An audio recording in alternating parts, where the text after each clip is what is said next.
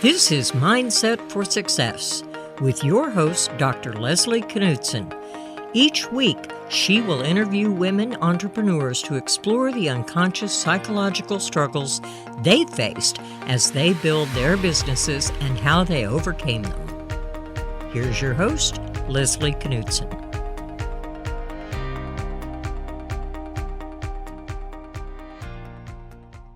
I'm very happy to welcome today's guest, Leighanne Neville. Leighanne is a startup as CFO and CPA with over 30 years of experience advising founders and scaling high-profile startups. Leighanne is originally from Boston, however currently lives in the Bay Area and works bi-coastally in both the Bay Area and Boston as the Chief Financial Officer and Market Growth Leader for her firm. Leighanne graduated with a bachelor's in business administration from the Eisenberg School of Management at the University of Massachusetts at Amherst. Leighanne started her career at PricewaterhouseCoopers, received her CPA certification, and was a manager in the emerging technology practice. Subject to her tenure at Pricewaterhouse, she worked at numerous startups in a wide range of industries, ranging from consumer product, software, SAS, lot, and e-commerce. In her role as a startup CFO, she partners with founders to raise capital, develop financial projections and CPIs, liaisons with investors and boards, and leads the financial function to scale infrastructure for rapid growth. It is a particular passion of Leighanne's to mentor and support female founders. She's an active advisory board member and founding investor in Women Global Studio, a mentor and business plan judge to the Female Founders Fellowship of the Capital Network, and a moving member of Chief. She's excited to do more to encourage women to be at the helm, to move forward, and to actively support other women to start companies that will change the gender and racial disparity in existence today. Welcome, Leighanne. Hi, Leslie. Thank you so much. Would you start by telling us a little bit about yourself and your career path? Sure. So as you mentioned, I'm a chief financial officer now, and I kind of started out in public accounting at PricewaterhouseCoopers and then quickly got the startup bug. I guess my background, I grew up in a fairly small coastal town south of Boston, Massachusetts, and I was the only girl of 6 brothers. So it was a bit crazy. A lot of boys. A lot of boys. My father was a surgeon, but he was an avid boater, so I spent most of my summers boating, fishing. Obviously Life with Brothers was pretty active, and I kept right up and was expected to. I was the only girl, but I was always treated equally. Like, my father really expected, me to do the same as the boys. I had to hear the same, lectures, life lessons, and have a very strong work ethic. I couldn't sit still. If I sat still, I would be given a job, to go weed or something. Uh-huh. And I learned to drive a boat, before I could drive a car. Mm-hmm. But basically, ultimately, he really taught me that I deserved to be at the helm of the boat just as much as my brothers. So I could do anything that they could do, and I would be expected to. And often I did it better. So I think it really taught me that value of confidence and, believing in yourself and, just taking risks. And I think really encouraged me to go off and, go to school for business and have a career and to do, anything that the boys could do.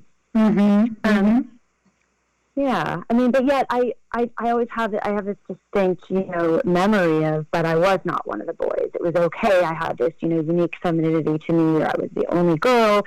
I had that special place, and it was also, celebrated that I was, unique in that way, and that I was feminine, but could also be, rough and tumble with the boys. Mm-hmm. You could have the same expectations, but you could still sort of hold on to being a girl with all the boys. Who I was. Yeah, who exactly. you were. Yeah. And Right. and that and you were treated all the same, but you knew that it was okay to be you. Yeah. And I was always had, the same, through college, and I had this expectation that I would do really well, and I wanted to be better. I think it's, I remember in college, I wanted to, have better grades than my brothers, and I wanted to, get that great job, and, and it's funny, like, I think that really drove me just to have that. It drove you to be competitive. Proud. Mm-hmm. Yeah, definitely. Mm-hmm. And to make him proud, and to be competitive, if not better. And that is still a driver, or it's sort of developed as of course you've gotten successful and had your own life. It's changed. Yeah, I think it's definitely changed. I don't feel like I have that to prove anymore. It's just, although I still hold myself to high standards, but I've got those, values, a part of my core values. But I feel like I don't have that necessarily to prove anymore. You talk about how startups come with risk. How have you learned to identify when the impact from risk is too much, maybe on your personal life or mental health? And how have you sort of learned how to identify it and mentor it even, and moving through in that kind of risky first phase of the startup?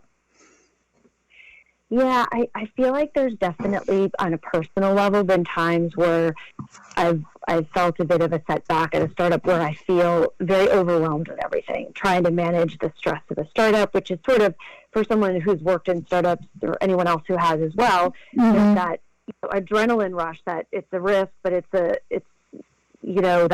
exciting adrenaline rush. But at times it really comes at a cost to your personal life, because you get really overwhelmed with trying to balance, work, marriage, self, and questioning yourself of, am I enough? Am I doing anything else, any one thing really good, right? And I think you have to, realize that you are enough, and you're doing the best you can. You definitely have to set boundaries and take care of yourself. And realize, it's okay to be number one. Sometimes you can't always be last, although that's, a constant struggle, I think. Right. But, and a lot of work. Yeah. And I think that at times, I think what you asked too is, how do you know, where, did you ask where, like, how do you know when it's time to, when the impact from sort of having that risk is not so good for you? Yeah, I think it's when you realize it's not serving your core values, if you will.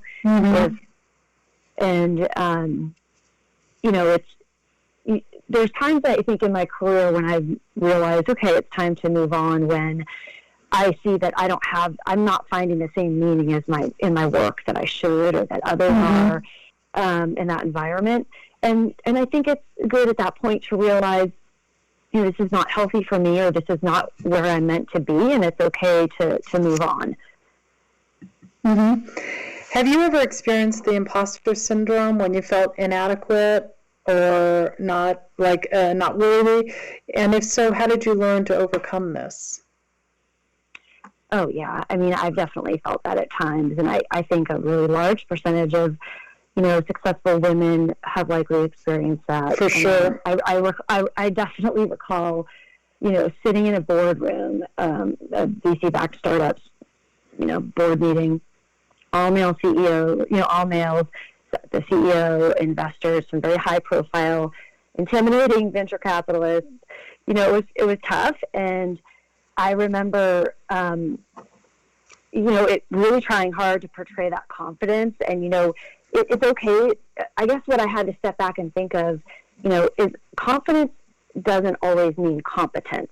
And it's really easy for a room full of men to portray that confidence. That's what that's culture. That's what they're used to. They're used to like faking it until they're making it. You know, they make it. And so, you know, I'm just as confident. You have to remind yourself, I'm just as confident as all of these men. And so I need to portray that, because what I put out, you know, in the world is what's going to, you know, come back to me. So, you know, I definitely worked very hard to portray that confidence. Even if you didn't necessarily have it? Even if you didn't necessarily... Okay. Yes. Because at the end of the day, only you can make yourself feel like that you're not confident, right? Like, and so I think that a lot of that imposter syndrome feeling, it's not the women who have to fix it. Like, even though I want to portray that confidence, so I'm in that way, it's not something wrong with me. It's the environment and the culture that doesn't expect us to be there at that boardroom table, and doesn't expect us to be, or at the helm, or, you know. And I think what really needs to be fixed is if we foster, you know, the equality, then there'll be less women that experience that. But for, you know, I've definitely been in that situation and just had to remind myself that, again, like, the world will treat me and perceive me the way I expect to be treated. So I have to sit there and be confident that I deserve to be here. Which is sort of like how it was growing up for you too, with your father, right? Yes. It's totally that experience. Yeah, like I'm okay. Right, and your expectations come off of you feeling like you belong, or you fit in. Right, exactly.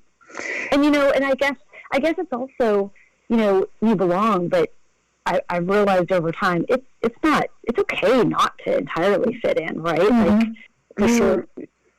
Yeah, and I think that, you know, you can be uniquely, you know, yourself and confident and not necessarily be, you know, fit in, or we don't want to expect everyone to be the same and have the same backgrounds and experiences, and, you know.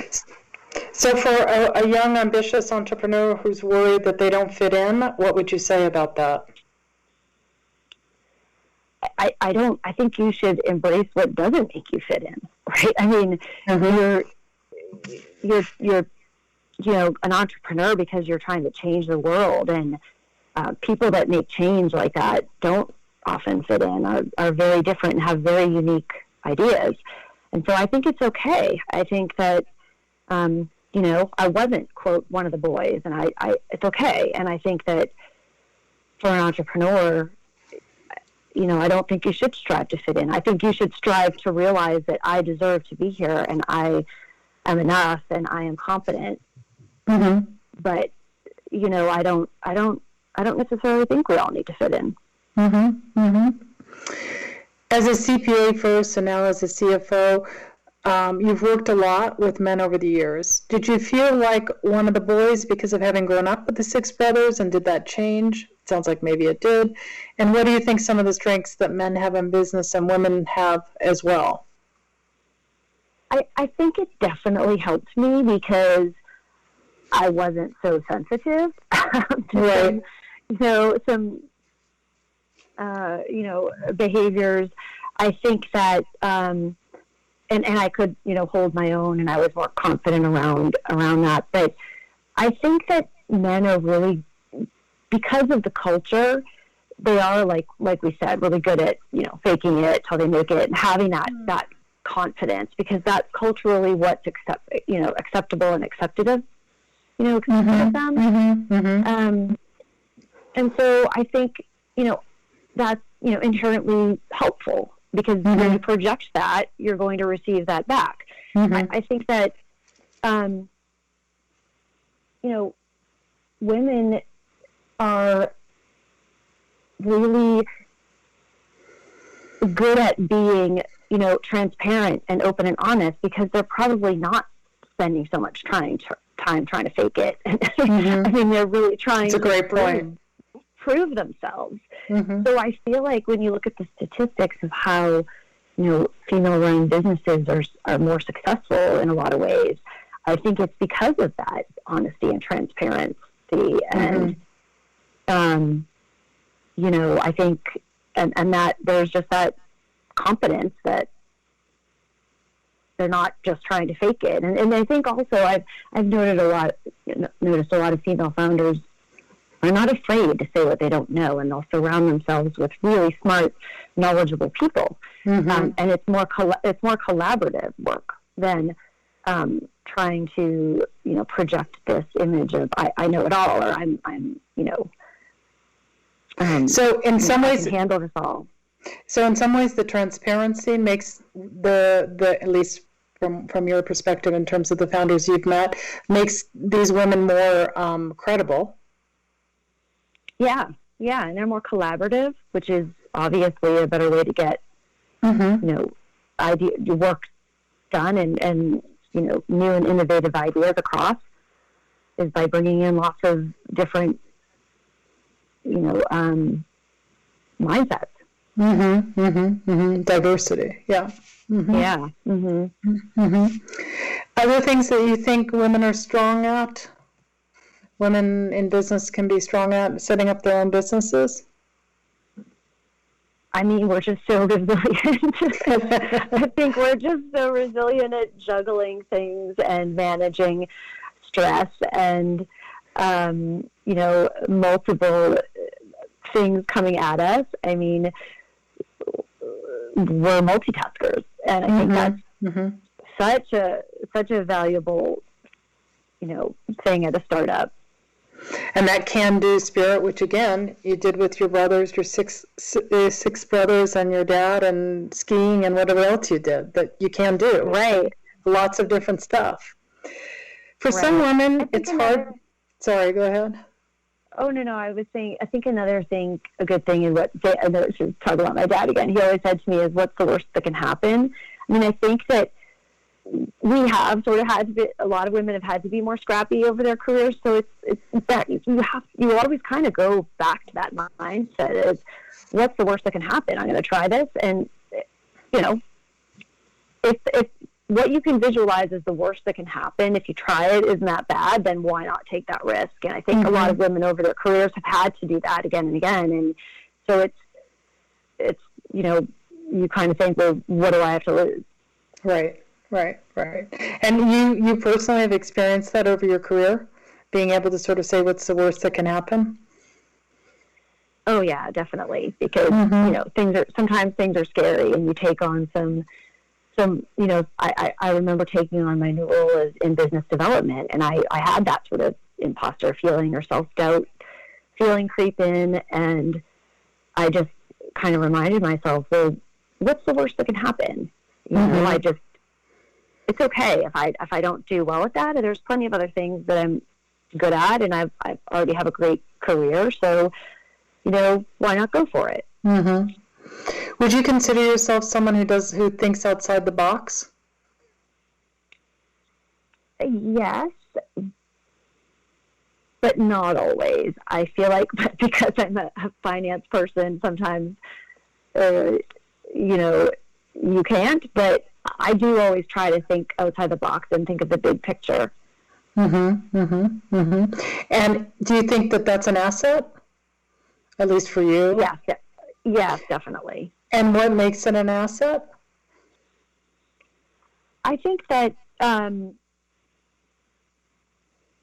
think it's an asset because if you think outside the box, you bring in a lot of different perspectives. You think outside of your own, you know, narrow way of thinking, and you can think about other ideas or bring in other perspectives. I think it's always important to be collaborative and run by ideas of other people, because often it's amazing just what getting other perspectives will do for you and for an idea. And to unblock things too at a certain point. Right. For some women, it can be hard to ask for what they deserve. Has this ever happened to you? And if so, how did you overcome it? And what can you recommend to our young listeners on how to do this better? Yeah, I mean, I've definitely struggled with that. I mean, specifically for me around compensation, I think that's a really it's a hard thing for women, a lot of women that I know, to wrestle with, to ask for what they deserve, because there is such a disparity in what, some women are getting paid versus men in, very similar positions. And so, there's definitely been times where I've been really afraid to ask, and I've kind of gotten myself over it by saying like, what's the worst that can happen? I'm not going to get it, but you can't get what you don't ask for. And somebody said that to me once, and I really think that's important. And that, don't undervalue yourself. I think a lot of, us try to say, well, but I took time out here, or I don't have this experience. And I bet that, a male in your same position wouldn't self-justify or, self-sabotage themselves when it came to compensation. So there's been a time where I was like, you know what, I'm going to ask for this, and it worked out really well.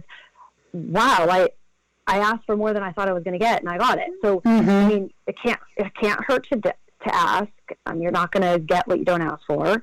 And then there was another situation where I was working with a CEO who was actually, it was a bit disappointing because it was a female founder. And because of my role, I actually, got to see all of the grant refreshes for our management team. And which is a strange situation. Right. I wasn't happy with mine. I didn't think it was fair because it wasn't really aligned with some of my male counterparts. And I decided that I was either going to let this bother me and it was going to make me feel undervalued or not, really upset, or I could discuss it and have a conversation. So it was really hard, but I had the tough conversation. And I was afraid because I thought, well, what if I hear something I don't want to hear? Like, well, you're not as valuable, or something that was really going to upset me. But I thought, at the end of the day, if I'm not valued there, then I don't want to be there. And so I had the tough conversation. And what was really fascinating to me is the reason that it was lower was because she thought that the VCs, the board, wouldn't value that role as much. And so it was really fascinating and eye-opening. And so I got it negotiated up, but I still, not right then, but at the end of the day, left at some point because I realized that, this is an environment that's not fostering that equality, and that, it's really like emphasizing that imposter syndrome situation. And so I realized, like, yeah, this is not really the best place for me, but that's okay. I feel good about it, and I feel good that I had the hard conversation and I negotiated for myself. And that you could see, not to personalize it, although I'm sure that probably didn't occur to you at the very beginning, and to see that it really sort of, perpetuates the, was it because you were CFO or you were female CFO? Well, exactly. But good that you can, I'm going to say, de-escalate it and be able to kind of walk it back and just be angry, but also acknowledge that it's not about you. It's about, in this case, about her or her fantasies or her real understanding of the board. Exactly. Well, and it almost just made me more feel sorry for her that, wow, she has this amazing opportunity to advocate for herself and women, and, even she's struggling with these things. Right. Believe it or not, Leighanne, we have to stop. It's been really interesting to hear what you have to say. I really appreciate your time. For our listeners who want to find more about you, where would they go to find more about you? So you can go to www.countsy.com, or on my LinkedIn profile at Leighanne Neville. Okay, great. Thank you again for your time. Thank you. Have a great day. You too. Bye-bye. Bye-bye.